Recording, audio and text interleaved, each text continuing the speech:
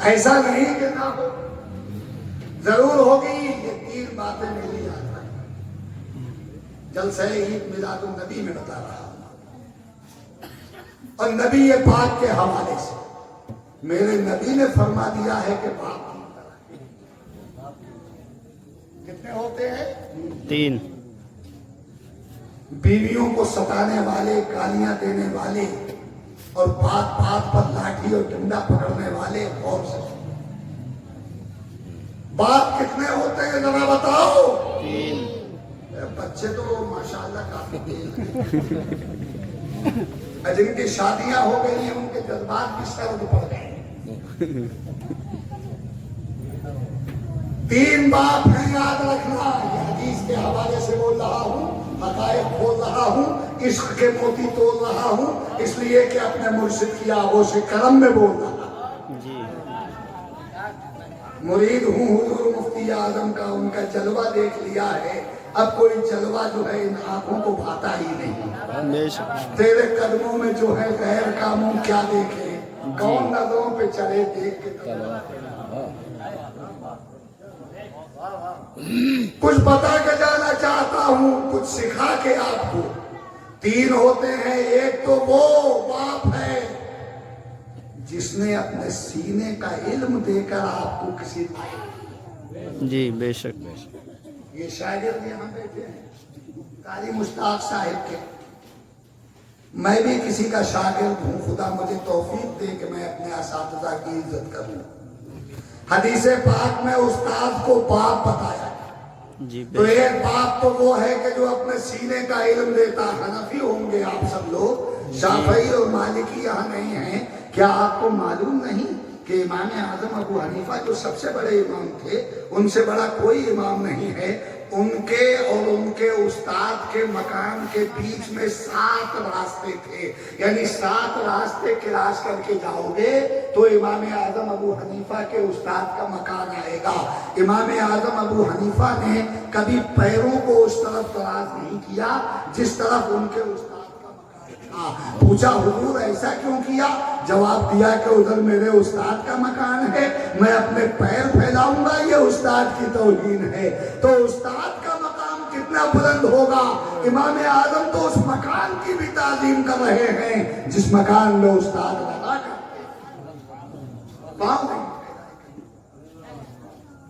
شیخ حماد نام تھا ان کے استاد کا. شیخ حماد، یاد رکھنا. بیٹے کا بھی نام حماد رکھا امام اعظم نے اپنے بیٹے کا. اپنے استاد کی محبت میں بیٹے کا نام بھی حماد. تو آپ حنفی ہو، کچھ سیکھو. استاد کا کبھی دل نہ دکھے، استاد کی کبھی گرفت مت کرنا. اگر کوئی غلطی بھی آپ کی نظر میں آ جائے تب بھی ان کی گرفت مت کرنا، کیونکہ وہ استاد ہے. جیسے بات ہے، بہرحال بات تو بات ہی ہے. اگر وہ نماز نہیں پڑھ رہا ہے تو گناہگار ہے، لیکن آپ کو اس کی فرما برداری کرنا ہے اور قاعدے سے نماز کی تلقین اور تبلیغ ان کے سامنے کریں گے آپ. گستاخی ان کی شان میں نہیں ہونا چاہیے. ایسے ہی استاد کی شان میں بھی گستاخی نہیں ہونا چاہیے. بہت ممکن ہے کہ میں نے جن بچوں کو پڑھایا وہ بچے مجھ سے پڑھنے کے بعد مجھ سے زیادہ علم والے ہو جائیں. ایسا ہو سکتا ہے، اور ایسا ماضی میں بہت بار ہوا بھی ہے اور آج بھی ہو رہا ہے کہ مجھ سے زیادہ علم میرے پڑھائے ہوئے بچوں کے پاس ہے. مجھ سے پڑھنے کے بعد پھر اور جید بڑے بڑے علماء سے ان بچوں نے پڑھا اور ان کا علم مجھ سے زیادہ ہو گیا. تو اگر آپ سے زیادہ علم آپ کے استاد کا ہو جائے، آپ کے استاد سے زیادہ علم آپ کا ہو جائے، تب بھی استاد کی تعظیم کرنا. یہ مت سوچنا کہ ہم صاحب عالم فاضل اور مفتی ہو گئے، انہوں نے تو ہمیں قرآن پڑھایا تھا یا سرنل قرآن پڑھایا تھا یا حفظ کرایا تھا، یہ ہم سے بہت پیچھے ہیں. یہ شیطانی وسوسہ ہے. اگر انہوں نے تجھے قرآن نہ پڑھایا ہوتا تو آج تو مفتی کیسے بن جاتا؟ استاد تو استاد ہی ہے، اس کی تعظیم کرنا ہے. اور اس کے بارے میں فرمایا گیا کہ وہ باپ ہے. اور دوسرا باپ کون ہے؟ جس کے نطفے سے تو پیدا، وہ بھی باپ. جس کے نطفے سے پیدا ہوا وہ بھی تیرا बाप है, और उसी के बारे में फरमाया गया कि वो जन्नत का दरवाजा। और तीसरा बाप कौन है सुन लो, नौजवान सुन ले और बच्चे सुन ले। सरकार फरमाते हैं जिसने अपनी बेटी तुझे दे दी वो मर्द भी तेरा बाप है, जी बेशक। तेरी बीवी का भी बाप है और तेरा भी बाप बाप है। ये हदीस शरीफ में आया। आजकल तो बीवी से लड़ते हैं, झगड़ते हैं, और जब जबान तराजी करने पर आते हैं तो बीवी की बहनों को और भाइयों को और उसके माँ बाप को भी नहीं छोड़ते, और ये नहीं जानते कि हुकूकुल इबाद में गिरफ्तार हो रहे हैं। किसी मुसलमान का दिल दुखाना जन्नत से दूर रहने का सबब है और जहन्नम में जाने का सबब है। किसी मुसलमान का दिल न दुखाओ, इसलिए कि सरकार ने फरमा दिया जिसने किसी मुसलमान का दिल दुखाया उसने मेरा दिल दुखाया, और जिसने मेरा दिल दुखाया उसने खुदाए पाक को तकलीफ पहुंचाई। तो जब आम मुसलमान का दिल दुखाना इतना बड़ा पाप है तो ये मुसलमान तू तो उसका दिल दुखाता है जिसके पीछे नमाजें पढ़ता है, यानी इमाम का दिल दुखाता है। कितना बड़ा ये पाप होगा। तू तो उसका दिल दुखा रहा है जिसने अपने सीने का इल्म देकर तुझे किसी लायक बनाया है। कितना बड़ा पाप होगा। उसकी कभी तौहीन नहीं होना चाहिए जिसने अपनी बेटी तेरे हवाले कर दी और तुझे बुराइयों से बचाया, जिनाकारियों से बचाया। उसकी ताज़ीम और तौक़ीर करते रहना, कभी उसका दिल न दुखाना। अगर तू आज दिल दुखाएगा दूसरों का, कल तेरा भी दिल दुखाया जाएगा। तू अपने बाप की तौहीन करेगा, तेरी औलाद तेरी तौहीन करेगी। तू अगर अपने खुसरे मोहतरम को गालियां देगा, कल तेरा दामाद तुझे गालियां देगा। इन तमाम खुराफातों से बचते रहना, यही मेरे आका की तालीम है, यही मेरे आका का सबक है, और यही सब बचाने बताने के लिए मेरे नबी दुनिया में तशरीफ लाए थे। लड़कियों को उन्होंने बचाया है। क्या हो रहा था लड़कियों के साथ आपको मालूम है। बेवाओं को उन्होंने बचाया है। क्या हो रहा था बेवाओं के साथ आपको मालूम है। मजलूमों की आहें कहां पहुंची और क्या नतीजा हुआ गुनाहों का आपको मालूम है। ये नबी का सबक दिल की तख्ती पे लिख लेना मुसलमान, और कभी मत भूलना। अगर इन बातों पर तूने अमल किया तो खुदा की कसम दुनिया की नेमत भी तेरे लिए है और अल्लाह की जन्नत भी तेरे लिए है। बेशक सुभान कभी अल्लाह। मत भटकना और बदअकीदों से दूर रहना। सबसे बड़ा पाप यही है, समझे साहब, बदअकीदों की सोहबत। बात यह थी कि 12 तारीख को सरकार पैदा, वालिदा है हज़रत आमिना और वो मोमिना हैं। हमारे नबी तो सैयदुल मासूमीन है। बेशक हर नबी मासूम होता है। ये सबक याद रखना। अल्लाह ने 18,000 आलम बनाए हैं, लेकिन 2 मखलूक ऐसी हैं कि उनसे गुनाह नहीं होता। कौन है वो 2 मखलूक? एक फरिश्ता और एक नबी। इन 2 से कोई गुनाह नहीं होता। नहीं। वहाबियों ने तो साहब हमारे नबी को भी गुनाहगार लिख दिया।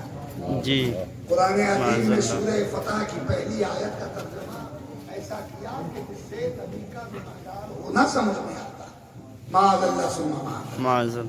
जब किसी और नबी से गुनाह नहीं होता तो हमारे नबी तो सैयदुल मासूमीन हैं। बेशक तमाम नबियों के नबी हैं, उनसे कोई गुनाह नहीं हो सकता। एक बात बताओ, किसी काफिर की कब्र पे जाना गुनाह है कि नहीं? किसी काफिरा औरत की कब्र पे जाना गुनाह है कि नहीं? और मेरे नबी अपनी माँ की कब्र पे तशरीफ ले गए, पता ये चला कि वो मोमिना हैं। अगर काफिरा होती तो नबी क्यों तशरीफ ले जाते? नबी से कोई गुनाह नहीं होता। अरे उनकी शान तो ये है कि दुनिया में उनका नाम ले लेते हैं, कामयाबियां कदम चूम लेती हैं, और आखिरत में भी उनका नाम ले लेंगे, जन्नत की बहारें हमारे कदम चूम लेंगे। बेशक सुभान अल्लाह। ये तब होगा जब। तो मेरे नबी तो ऐसा नूर है کہ حضرت آمنہ فرماتی ہیں کہ جب وہ پیدا ہوئے تو میرے لال کی پیشانی سے اتنا نور نکل رہا تھا کہ میں نے ملک شام کے محلات کو مکے میں بیٹھ کر دیکھ لیا. جی میں سن رہا تھا ابھی کوئی صاحب یہی مضمون تقریر میں بیان فرما رہی ہے. تو اب آپ بتاؤ کہاں مکہ اور کہاں ملک شام؟ ہزاروں کلومیٹر کی دوری، ہزاروں دریا اور پہاڑ حائل، لیکن سرکار پیدا ہو رہے ہیں، پیشانی سے اتنا نور نکل رہا ہے کہ صاحب حضرت آمنہ نے ملک شام کے محلات کو دیکھ لیا. جگمگا گیا سارا ماحول اور عالم یہ ہو گیا کہ جہاں تاریخ تھا، ظلمت کدا تھا، سخت کالا تھا، کوئی پردے سے کیا نکلا کہ گھر گھر میں اجالا تھا. ایک بات پوچھتا ہوں میں سنی نوجوانوں سے، بتاؤ مجھے سرکار جب پیدا ہوئے تو سب سے پہلا کام سرکار نے کیا کیا؟ جوان بتائیں، آخری بات سنو، تھوڑی دیر اور 2-4 منٹ کہنے کے لیے تو ابھی بہت کچھ ہے یار، ابتدا بھی نہیں ہوئی ہے. یہ تو باتیں جو یاد آتی گئی میں نے عرض کر دی آپ سے. کیا کیا میرے نبی نے سب سے پہلے؟ تو سنی مسلمان بتاتا کیوں نہیں، سجدہ کیا. اور کیا کیا؟ جی سب سے پہلے کیا کیا نبی نے؟ بولو. سجدہ. اور سجدے میں کوئی بتا سکتا ہے کہ سبحان ربی الاعلیٰ پڑھا ہو سرکار نے؟ نہیں. سبحان ربی امتی، اللہ کی تسبیح بیان نہیں کی، بلکہ رب حبلی امتی، رب حبلی امتی، رب حبلی امتی. آئندہ کبھی آؤں گا تو تفصیل سے بتاؤں گا کہ اپنے رب کا بھی ذکر کر دیا، اپنا بھی ذکر کر لیا اور اپنے امت کا بھی ذکر کر دیا. رب حبلی امتی ایک ایسا جملہ ہے جو اس میں سب موجود ہے. اللہ کی تعریف بھی ہے، اپنا ذکر بھی ہے اور اپنی امت کا ذکر بھی ہے. کیا کہا میرے نبی نے سب سے پہلے جو سجدہ کیا؟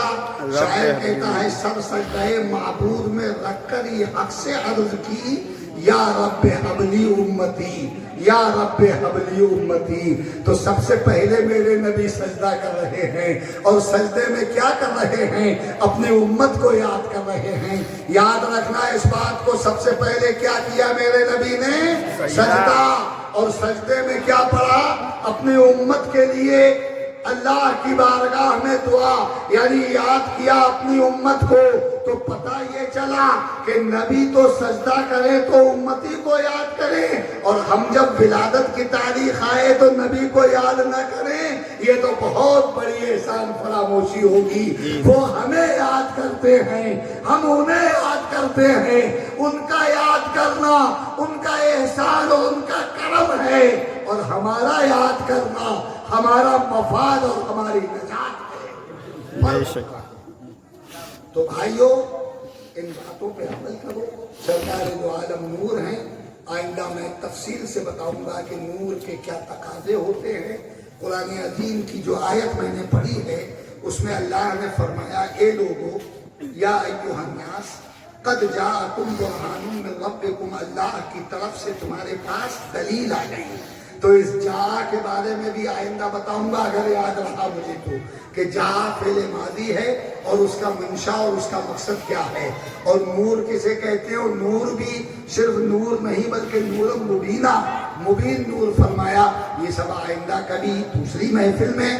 آج کی محفل میں بس اتنا ہی. خدا پاک مجھے اور آپ کو شاد و آباد رکھے، جلسہ کرنے والوں کو ترقیاں عطا فرمائے، اہل سنت کو رسول کونین کے دربار کی خیرات عطا فرمائے. جنہوں نے جلسہ سجایا ہے ان کے جذبے اور ان کے حوصلے کو مزید مستحکم فرمائے، اور مخالفین کو بھی سمجھ عطا فرمائے کہ وہ رسول کونین کا کلمہ پڑھتے ہیں تو ان کی تعلیم بھی اپنائیں اور ان کی احانت سے باز آ جائیں. رب قدیر مجھے اور آپ کو سب کو شادمانیاں عطا فرمائے، مسلمانوں کو ترقیاں بخشے، جلسہ اور جلوس کرنے والوں کو سرفرازیاں بخشے، اس بستی کو بھی ترقیاں دے اور دیگر سنیوں کی بستیوں کو بھی ترقیاں دے، اور دنیا کے تمام مسلمانوں کو دشمنوں کی دشمنی سے بچائے. آمین یا رب العالمین. وآخر دعوانا ان الحمد للہ رب العالمین. السلام علیکم.